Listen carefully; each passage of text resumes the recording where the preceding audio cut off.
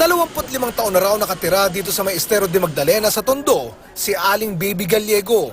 Pero kakaba-kaba pa rin daw siya sa tuwing bumubuhos ang malakas na ulan. Baka kung may matumba na kahoy o may bumagsak na yero, kaya kinakabahan kami. Kasi baka may mangyari sa mga bata, lalo na kung gabi. Kaya kung siya lang daw ang masusunod, matagal na raw niya sanang nilisan ng lugar. Ganito rin naman ang sentimiento ng iba pang mga kapitbahay. Bukod daw kasi sa napakadumi ng kapaligiran, hindi na rin ligtas lalo na sa mga bata ang mga istrukturang kanilang tinitirhan. May mga nadidisgrasya ng bata, nahuhulog sa ilog. Marami na rin daw ang nagkakasakit, bunsod ng kakulangan sa maayos na palikuran.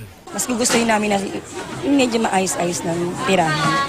Kaya naman para daw dininig ng langit ang kanilang panalangin nang i-relocate ng PRRC o Pasig River Rehabilitation Commission kanina sa bagong matitirhan sa 13 Martires sa Cavite ang 40 pamilya mula sa Estero de Magdalena. Susunod na raw ang 60 iba pang pamilya sa susunod na linggo.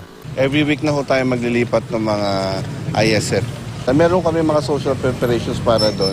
Explain sa kanila, ikakabuti nila yon. Saka maganda naman yung mga lilipatan nila mga bahay. Target ng PRRC sa loob ng 3 buwan, mailipat na ang mahigit 1,000 pamilyang nakatira dito sa Estero de Magdalena. Pero hindi raw maitatanggi ng ilan na kahit papano, may nararamdaman silang agam-agam. Kasi ang sabi nila, wala raw trabaho doon sa lilipatan. Tapos ang tubig doon, rasyon lang. Kaya lang, pag ang hanap buhay ng asawa ko dito sa Maynila. Meron ho, meron mga financial support to galing NHA. Meron bibigyan ho silang 18,000 each family.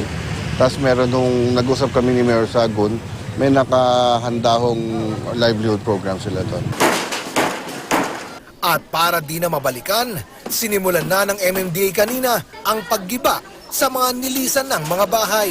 Sa oras na tuluyan ng matanggal ang lahat ng mga barong-barong sa lugar, sisimulan na raw ang rehabilitasyon sa naturang estero. Yung bang pagbabaha, no, mababawasan siguro ng konti kasi yung flow ng tubig natin mas mapapagaan. Oscar Oida, nakatutok, 24 oras.